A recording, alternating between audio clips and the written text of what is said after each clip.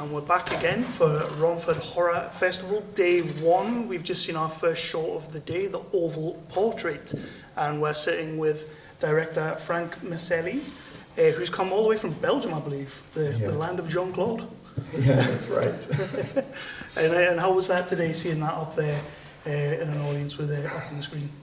Well, I've not seen it since a while, but it's always a pleasure to see it again, since it took quite some time to produce it. And since I did a lot of things on the film, not just the writing, which was, of course, an adaptation of Edgar Allan Poe's shortest story, I also made a lot of the props myself, and the set. I built the set myself with my son.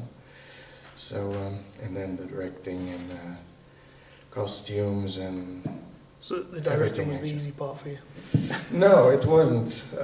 Actually, directing is the most stressful part. The real fun is the editing and color grading, because then all the hard stuff, the filming is over, you have the material, and then it's fun actually. So that was where I wanted to start, because this is an Edgar Allan Poe short. What was it about this story and about Edgar Allan Poe's work that made you want to tell this one in this way, in this style? Yeah, I think there were different reasons. First off, it's the shortest story, so I wanted to make something that wasn't too long. But also, I've always been fascinated by portraits.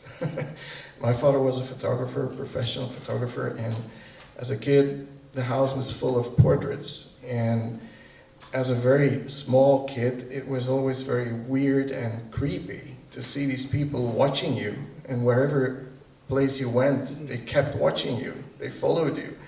And maybe this has played a part in choosing that story.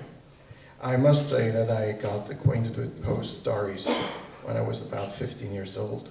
I first read all his stories at that age, and I was really very impressed by this.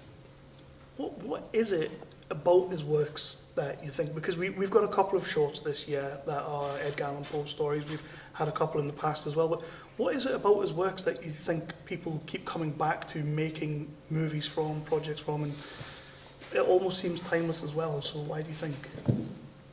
What fascinated me, and maybe that's one of the reasons, is the fact that his horror stories were not about ghouls or monsters or vampires.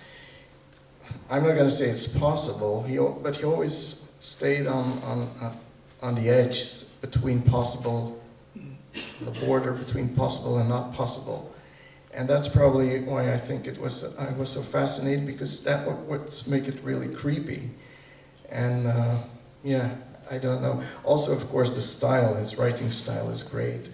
I'm not going to pretend that I was able to actually visualize this. I wanted a personal version of how I see that story, but it was really the way he told stories and was so amazing. So, I mean, that's part of it, but the way you've told this story as well, and your casting must have been absolutely crucial, because there's no words. How do you convince these two actors to come on board, and you're not going to speak, but you're going to be on camera a lot, It's... Well, they knew that. Yeah. I had to look for people who were really wanting to do this. Why I did it in the first place, because I was also very fascinated by the early 20th century cinema.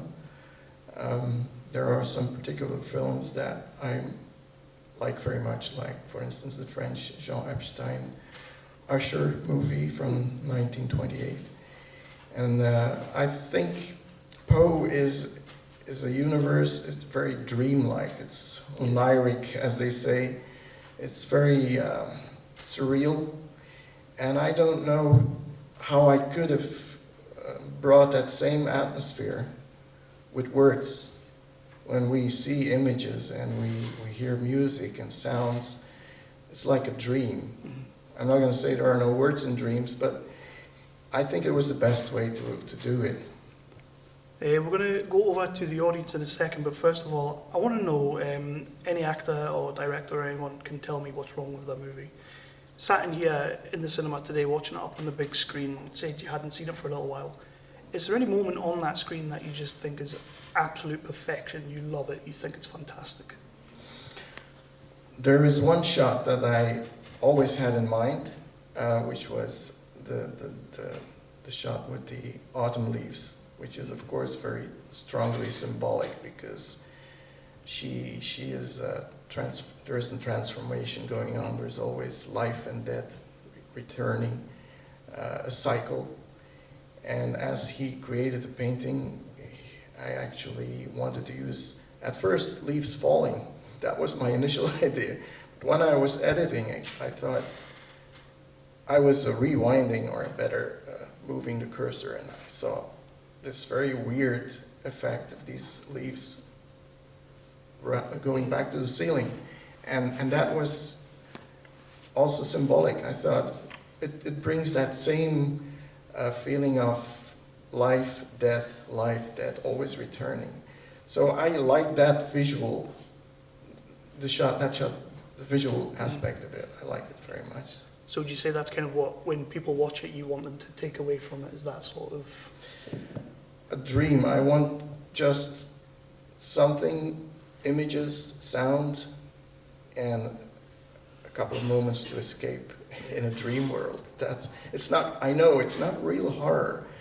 I was really amazed that it was selected here because I know I like horror and I like horror movies, but I thought it's not really a horror film.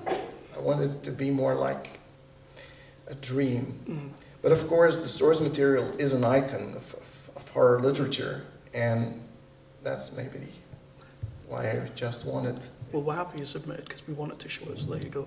Is there anyone in the audience who wants to throw out a question? I've got one quickly.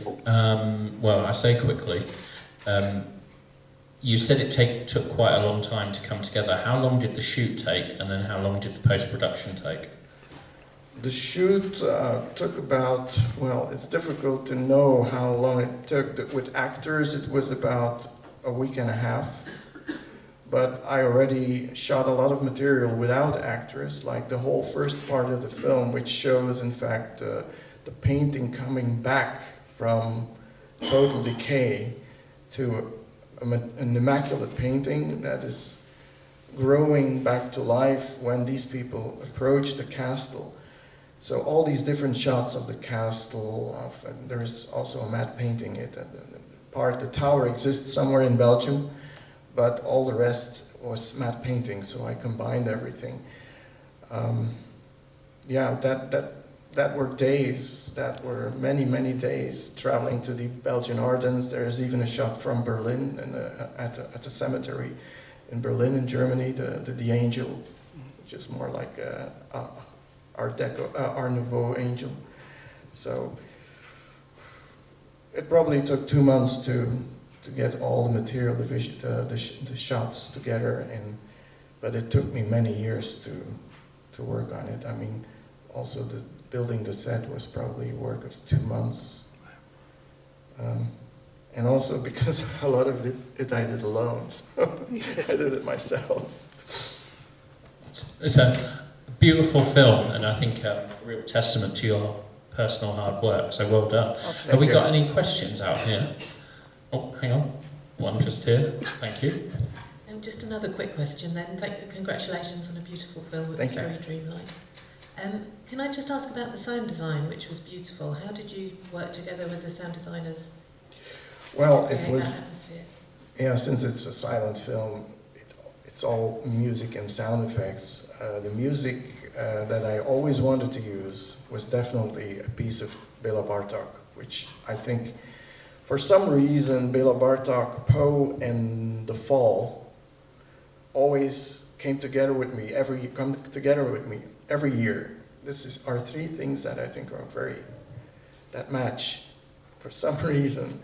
You have this typical night music by Bartok, which is always very strange and mysterious, which was also used in Kubrick's The Shining. And the other sound effects and music or composition I made myself with all using SoundSnap and sound effects you can buy online and then combining and mixing. So that's how it came into being. Got another question at the back?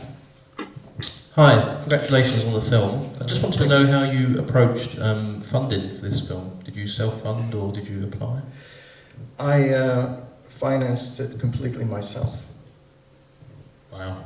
Yeah, because I inherited. So I always wanted to make films, and at one point I said, now that my parents died, I said, I have to make this, and that's what I did. So it can be done.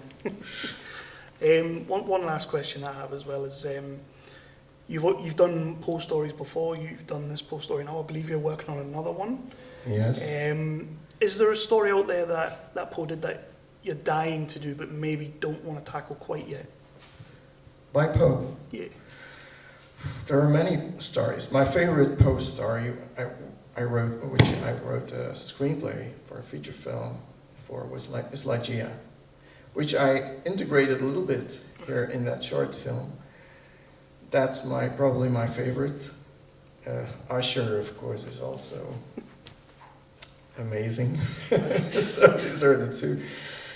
The other ones I'm thinking about working on is Morella.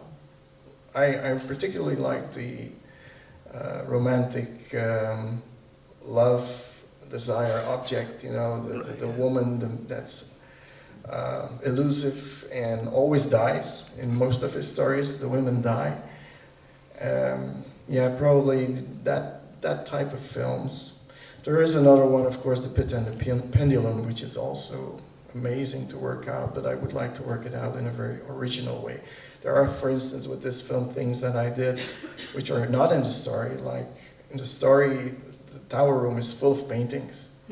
At one point I thought, why not simply remove all these paintings, which will make the presence of that one portrait even more impressive and mysterious. So Poe is an endless source of inspiration.